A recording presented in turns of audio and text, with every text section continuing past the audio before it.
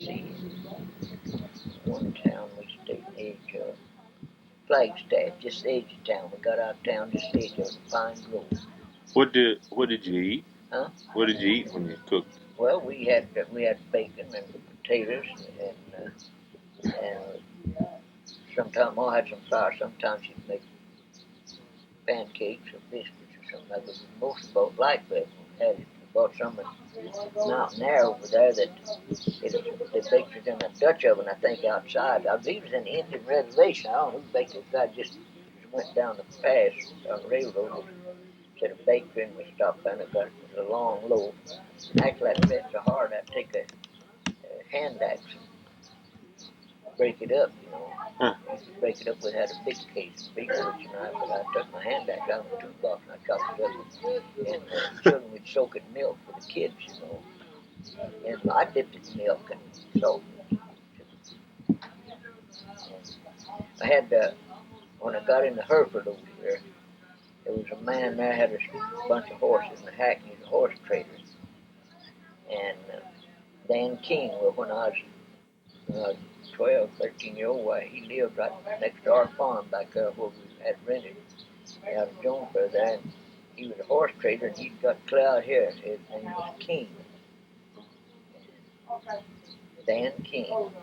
And I went to stop the gun. I told Mama she's fixing the kids to get ready to camp. And I said, I'll go to town and see if I can get some goods boxes. She said, well, no, get some wood boxes to make fire.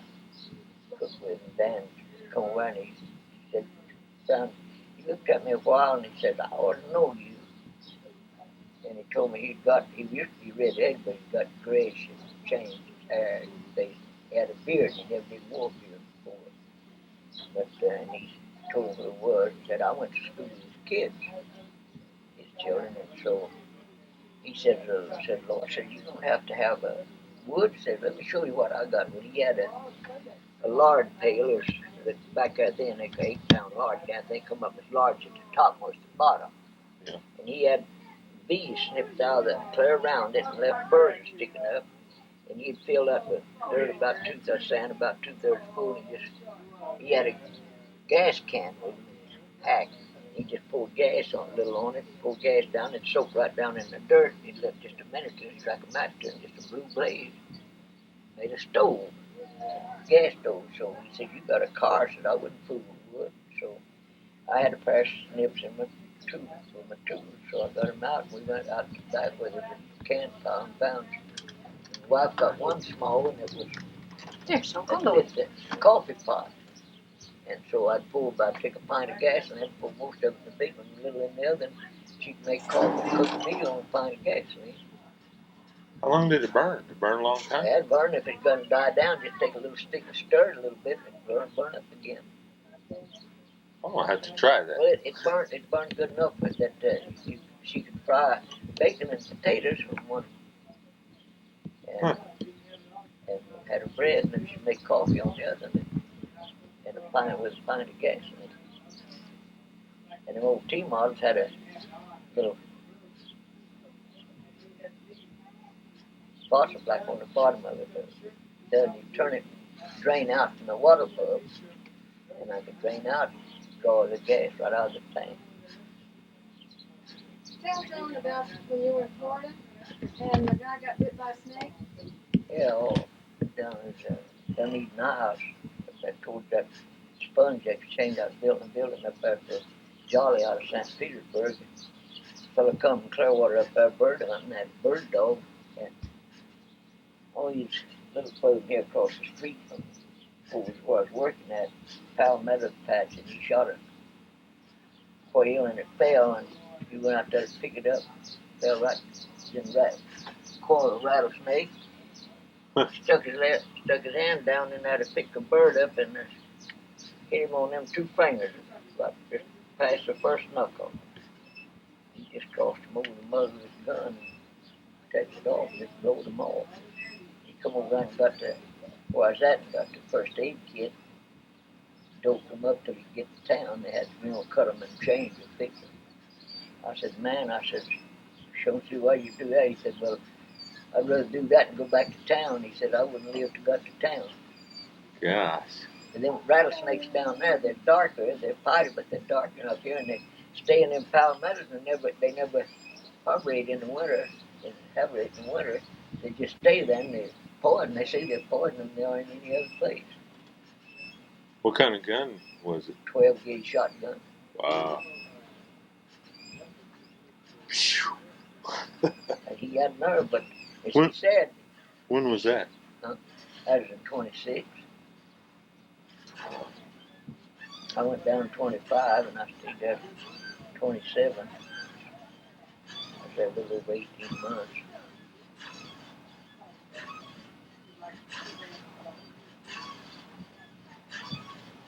We had a first aid kit there on the job. He knew it, I guess. He told me I had, and I told him, yeah, and I gave him a first aid kit. The doctor, well, that's one of the labels, I think.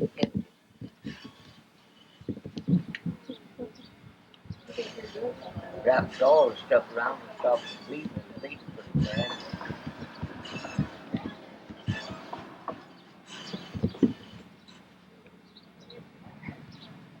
And one of my neighbors lived there out south at Clearwater, where I bought a lot and built a subdivision out there.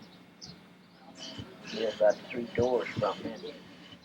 He'd mowed his lawn and raked up little piles. Next morning he'd pick it up, put it in a 2-wheel cart, blame snake on it, hit him. He went uptown to the doctor and ate something, but he didn't make it. He died. Huh.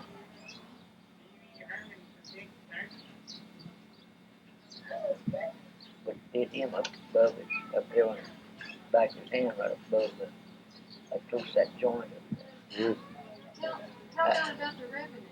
Huh? About the revenue when they shot those 2 guys. Oh, that's my wife's brother, Cecil Cut. That's Cecil Cut. Emma Varnadore's daddy married one of the Cuts girls, and Cecil lived out where Dutch, my brother-in-law, lived. My brother-in-law raised out there on the middle of Cuba. He had some hogs in the woods out there, and also had a mass acorns.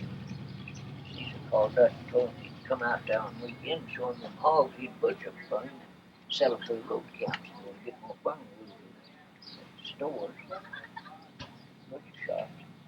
So Dutch went out there on Friday evening. As he got off work, he worked on the 30th highway, went that different highway down through that, and he worked on that road. They got out there the next morning, there's Friday night, next morning they got up pretty early and took a shotgun and a 22 rifle. Said they might kill as much squirrels, about the squirrels. They got to the creek. They didn't get hardly a quarter of a mile from the house. The field, and they had to cross the field, get to the creek in the woods. And they set their guns down again on a big old oak tree, a large oak tree, and Dutch is sitting down about, I guess he's about 10 foot with a gun for it where he was sitting.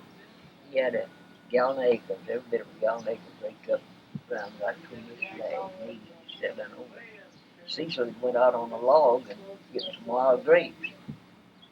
And the revenue men there, and they shot Cecil first. They was close enough to him, they didn't even know they was there. Dutch said they didn't see him, didn't know there was anybody around that was shot.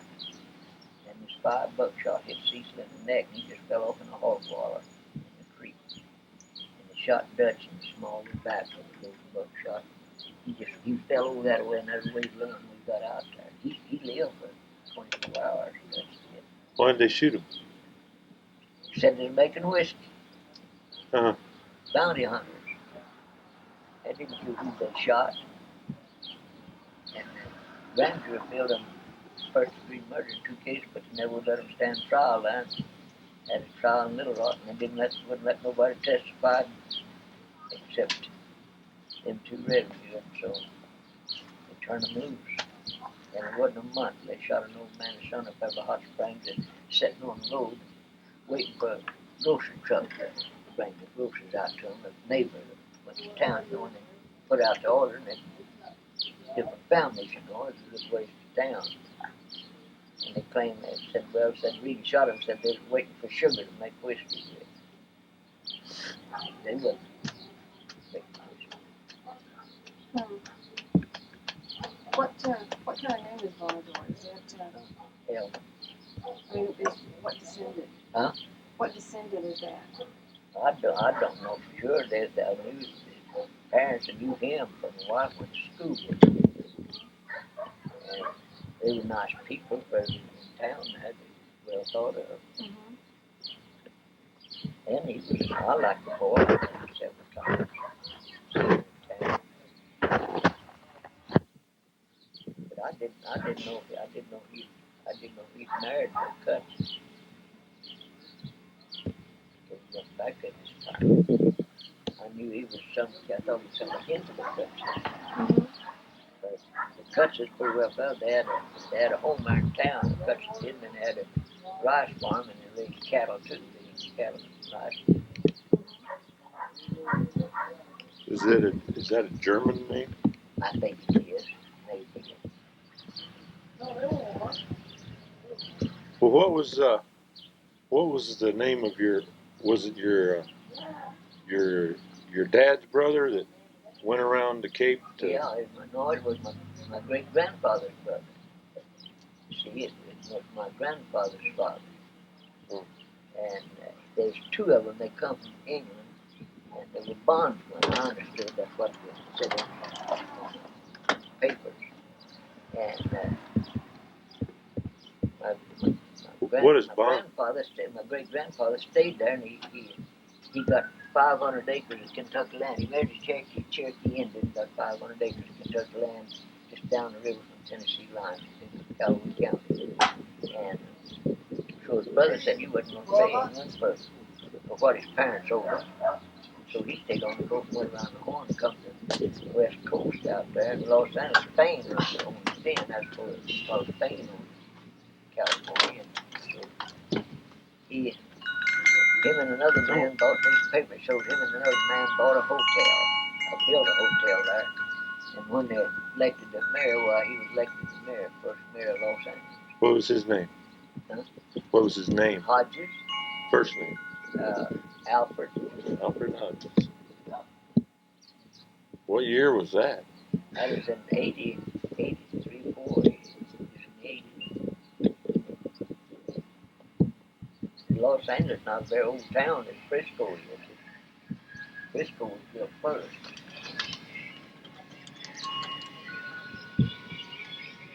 I think Frisco and Monterey was built before Los Angeles was down in Monterey. Oh yeah, I think so. But it was established with some priest, I think. Yeah. Some priest named Francisco, I think. Yeah, right. We also had a church at Santa Barbara, an old chapel there. And there's one in the old chapel in St. Louis Obispo. Mm-hmm.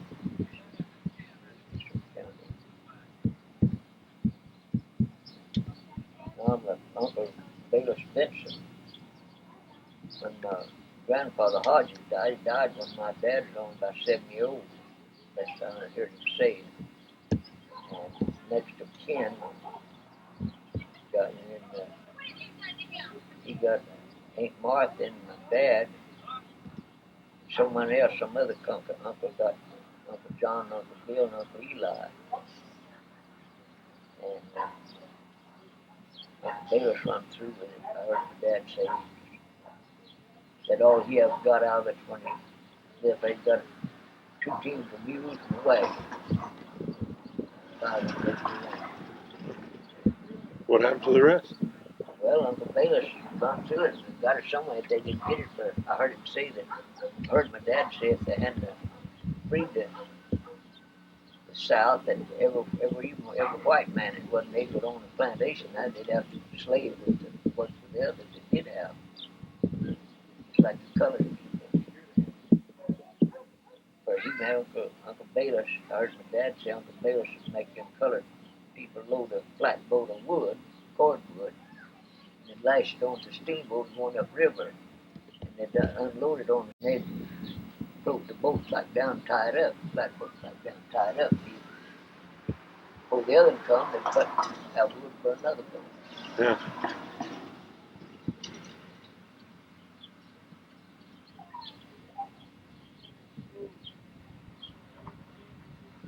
When did they come over from Ireland? Was that? They came over. I mean, from England. See, I've heard. Well, it's on those papers. I think Marvin got it. While he's in England, he traced it back. Then he got the papers out of the Los Angeles Library. It was printed. And had it over. And I think it was 80. Last of 17. First Bye, Uncle John. 18. 17, 18? Something like that. No, it's 17 and 17 and 80 something. It's nearly 1800. Just go 1800. Well, what you said they were bondsmen? What's a bondsman? Well, it's they back there in England. Then, if your parents owed England, then the children held responsible for it. If they growed up, they had to pay this debt. Yeah. Bye, all. See you later. Bye, fellas. Bye. Good luck. Be careful. Thanks. Good luck, pendejo. Later, cuñado. You know what cuñado is? Ah. Let him know. Is it? You know what pendejo is? Yeah.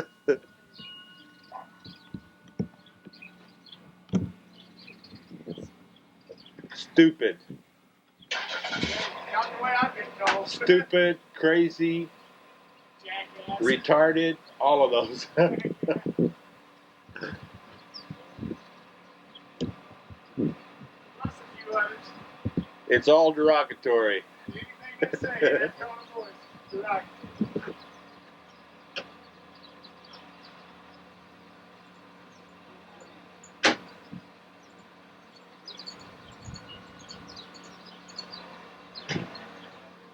John, do you want to play dominoes?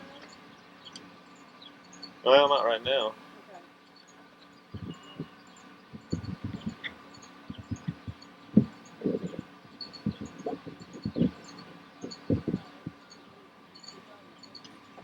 Well, that's a quick trip home. What?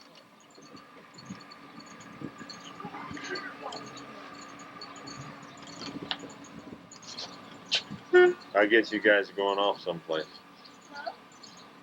Looking for a chair. Here, y'all have this swing. Oh, no. Oh, no, that's all right. Let's sit down. I'm getting tired of it anyhow. I'm getting dizzy. Doing too much swinging?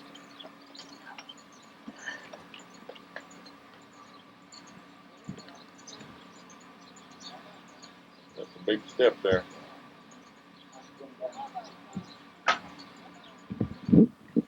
That's a movie camera, isn't it? That's a video camera. We can take it in there and let you see yourself. Play it on the TV.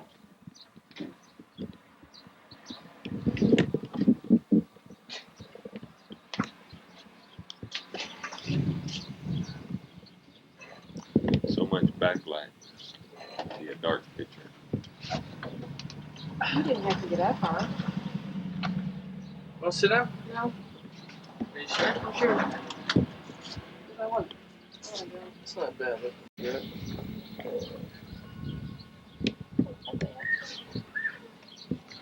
Those ones we looked at in Portales are right there Are at the your Ford feet place tired? when you drive in. Oh, yeah? Those little ones right there in the front. Leave your shoes off a while.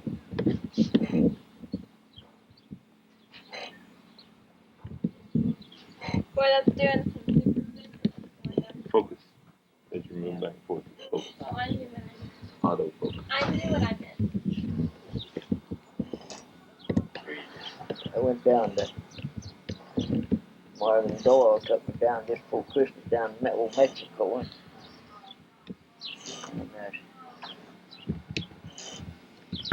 Doyle, we had to take a camper down to 17 miles north of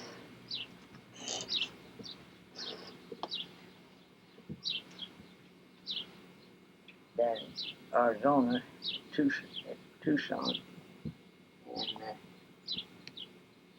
I took and got out of camper, and it was a level place, and then there's a curb, and there's a trash barrel sitting up on the curb. I got up before dog got up early morning, and I started, and I picked up a piece of trash, started up on that curb, and I didn't see it, and I hit my toe again it, Mm-hmm. and it broke this bone right there, and threw that toe out of place, and it's laying on top of this other one. Ooh. And we went on down there, and we thought then Marvin and us went on down to Mexico, and got down there with Marvin's partner down there, Mexican. He's elder man. He talked American. He had a car. We was in a truck, and he said, "Get in this car, and I'll take you to the doctor and have him fix that foot." And got up there, and the doctor looked at it and made some mumbling. I don't know, talking Spanish. He just give me a shot. So I got back up. When I got back up to Escudero, well, they x-rayed it, found it broke, and then that's out of place. It had done the net back some, he said. He said it hurt me worse and be worse off, just leave it like it was.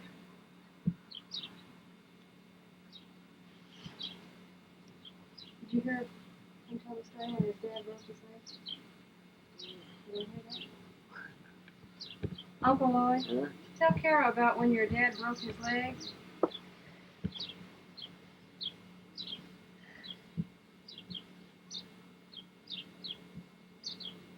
Yeah, he broke it up, clearing up some land for potato patch on the creek at Charlotte Thomas place. So I was 6 years old.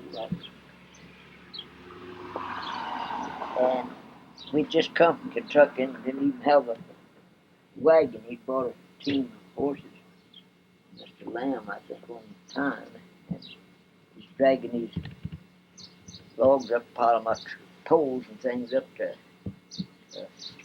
clear for potato patch. And I don't know, he's hooked on to one that's dragging around as a stump. Something's caught on it, and he just been it flew around, hit him, broke his leg. About halfway between it, well, I broke it about along about half between his foot and his knee, right like that. And bones was like that, you can see where it was broke. So Mr. Lamb and Brother John took and made a little old box out of lumber trough, I called it. My mother picked cotton seed out of cotton and cloth and padded it for his leg in that. And bored a hole through the footboard. They had a big old high footboard, headboard to the bed. John bored a hole through the bed and run a rope to it. It was what was a plow line. Mother sewed a thing, went over his foot and his heel there, and the loop in it, and it tied it in and made a halter or something around his foot, hold it, and they tied the rope on the bottom of it, put it through that hole. And mother tied a bed sheet around my dad up here around the headboard, so he set up. And they pulled that line, pulled straight, and he got that bone back down. And so it had, somewhere or they had to split the hide right on top of the bone, and he split with his knife. And smoked 2 or 3 pipes of tobacco while they were working on it. And after he got done, I know it like him telling John he'd have to sew it up. John said he couldn't, and he aggravated something. He said, well, give me the needle and thread. He get the needle and thread, run it through, and then cut it off. Got 2 ends there. He got Rick Lake got so, and he said, now you can tie them, can't you? John tied them. And then they hung smoothing irons on that rope out that hung down. They hung smoothing irons, weight to hold his legs straight.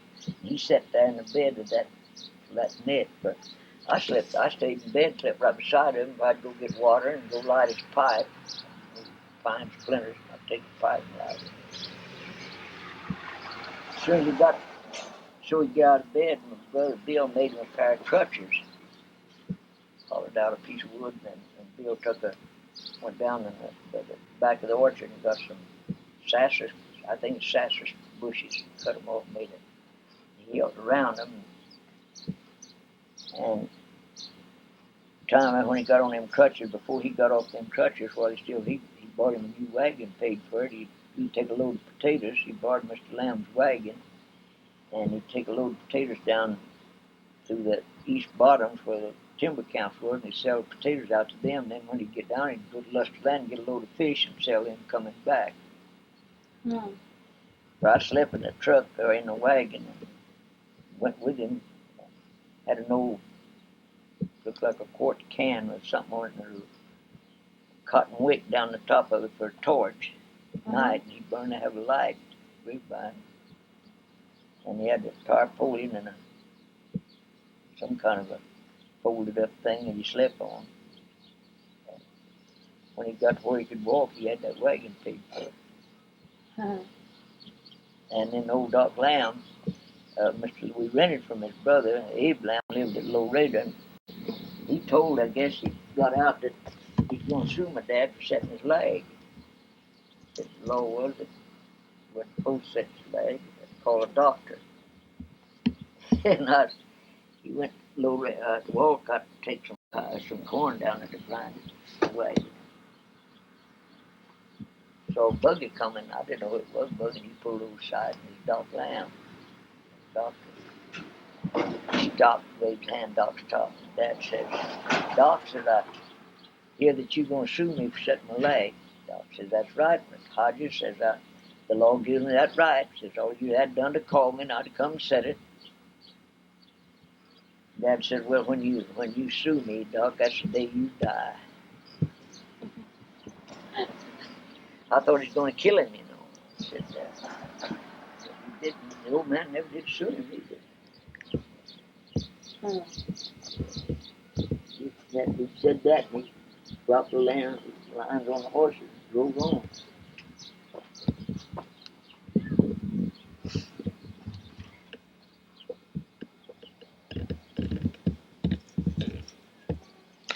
You said they got 500 acres of land. Why did they get 500? Well, did the government give it to them? The state, the state, I think. Just gave it to them? Yeah, there's, you know, the Cherokee Indians had some kind of land holding too, somewhere. I don't know if I didn't know anything about it, or what Marvin found out, and then what's on the papers there in Los Angeles library. And Uncle Halleck Downs told me when my dad did. For his Uncle Halleck Downs, his dad, his grandpa got the same thing, and up the river from the Tennessee and Kentucky line, he married a Cherokee Indian. My great grandfather Downs did, and he got the same amount of land, 500 acres.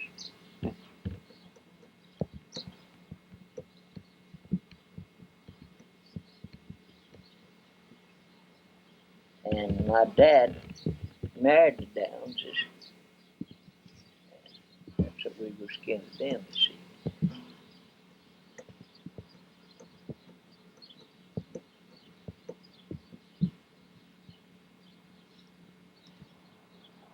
But when I got to L.A. out there, the telephone director book had nearly half a page of Hodges.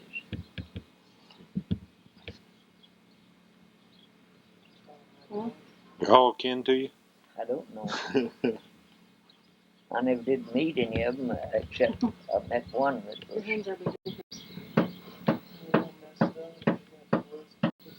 And he didn't know anything about what I'd know, what my son had got.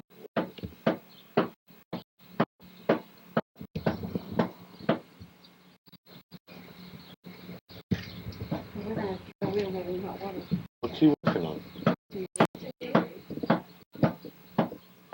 All right. Just turn.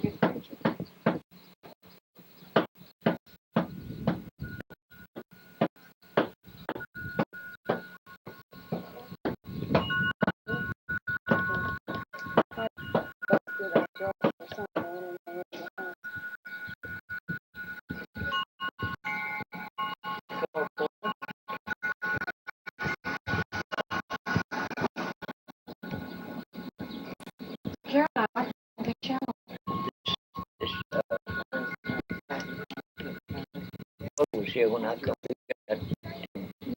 22, they had brick streets, paved brick streets.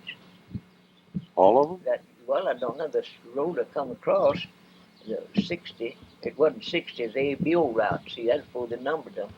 An automobile club in New York blazed a route from New York to Los Angeles, and they called it ABO route, and the only sign it had was red, black, and red paint on fence posts, and sometime on said what is on the side of the road, rock or something, mountains. We knew we was on it, you know. And when I got here to Clovis, I asked the way to the next town going east, you know. I got cloned to Mountain Air. I found out here I get to Bonn, and then Mountain Air. I got to Mountain Air where they told me then Socorro. I had to go down and cross. The A-Bill route was where this railroad went down through the Rocky Mountain got through as a canyon. The road went down, and so the wagon road followed it. And from Magdalena, New Mexico to Springville, Arizona, never had been a grader over this 60. It was wagon tracks. Freight wagons.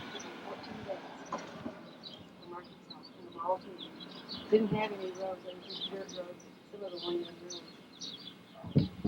roads. And now, like you go now from Los Angeles, from Oklahoma City to Fort Smith, you go almost straight. And when I come out here, when I got to Fort Smith, I had to go up to Tulsa, Oak Mulligan, Muskogee, and back down to Henrietta, and then go into Ellis, go into Los Angeles, go into Oklahoma City.